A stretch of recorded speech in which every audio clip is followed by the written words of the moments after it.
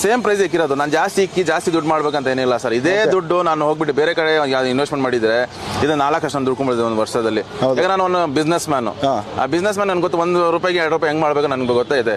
But ನನಗೆ ಇದರಲ್ಲಿ ದುಡಿಬೇಕಂತ ಏನಿಲ್ಲ ಸರ್. ನನ್ನ ಮಗಳು ಆಸೆ, ಅದರಿಂದ ಇದೊಂದು ಎಲ್ಲರಿಗೆ, ನಮ್ಮ ಭಾರತ ಜನಗಳಿಗೆ, ನಮ್ಮ ಕರ್ನಾಟಕ ಜನಗಳಿಗೆ ತೋರಿಸ್ಲಿ, ಅದು ಒಂದು ಫ್ಲೈಟಲ್ಲಿ ಒಂದು ಫೀಲಿಂಗ್ ಆಗಲಿ ಅಂತ ಇದು ಮಾಡಿದ್ದಾರೆ ಸರ್. ಅದ್ರ ಬಗ್ಗೆ ನಾನು ಕಾಸ್ಟಿಂಗ್ ಬಗ್ಗೆ ಸುಮಾರು ಸಲ ಮಾತಾಡಿದೆ ಇವ್ರ ಹತ್ರ. ಬಟ್ ಯಾವಾಗಲೂ ಒಂದೇ ಮಾತು ಹೇಳಿದ್ದು, ನನಗೆ ಪ್ರಾಫಿಟ್ ಜಾಸ್ತಿ ಬೇಡ, ನನಗೆ ಜನಗಳು ಬರಬೇಕು, ತಿನ್ಕೊಂಡು ಹೋಗಬೇಕು, ಒಂದು 100 ರೂಪಾಯಿ ಕೊಡಿ, 120 ರೂಪಾಯಿ ಕೊಡಿ, ಹೊಟ್ಟೆ ತುಂಬ ತಿನ್ನೋ ಥರ ಕೊಡಿ ಅಂತ ಹೇಳಿದ್ದಕ್ಕೆ ನಾವು ಆ ಥರ ಒಂದು ಮೆನು ಡಿಸೈನ್ ಮಾಡಿದ್ದೀವಿ. ಹೋಸ್ಟೆಸ್ ಅಂತ ಒಂದು ಫ್ಲೈಟ್ ಕಾನ್ಸೆಪ್ಟಿಗೆ ಹೋಸ್ಟೆಸ್ ಅಂತ ಒಂದು ಇರಬೇಕಾಗತ್ತೆ. ಸೊ ಅದಕ್ಕೆ ನಾವು ಸ್ವಲ್ಪ ಹೈ ಎಂಡಲ್ಲಿ ಥಿಂಕ್ ಮಾಡಿಬಿಟ್ಟು ಅವ್ರನ್ನ ಏರ್ ಹಾಸ್ಟೆಸ್ ಗಳಿದ್ದಂಗೆ ಟೋಟಲ್ ಒಂದು 500 ಸೀಟಿಂಗ್ ಕೆಪಾಸಿಟಿ ಇದೆ ನಮ್ಮ ಹತ್ರ ಓವರ್.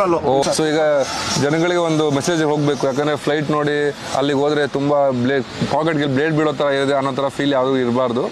ಯಾರೇ ಒಂದು ಕಾಮನ್ ಮ್ಯಾನ್ ಬಂದ್ರು ಕೂಡ ಅವ್ರಿಗೆ ಒಂದು ಒಳಗಡೆ ಕುತ್ಕೊಂಡು ಹೊಟ್ಟೆ ತುಂಬಾ ಊಟ ಮಾಡಿ ಹೋಗುವಂತ ಫೆಸಿಲಿಟಿ ನಾವು ಮಾಡ್ಕೊಟ್ಟಿದೀವಿ. Subscribe, like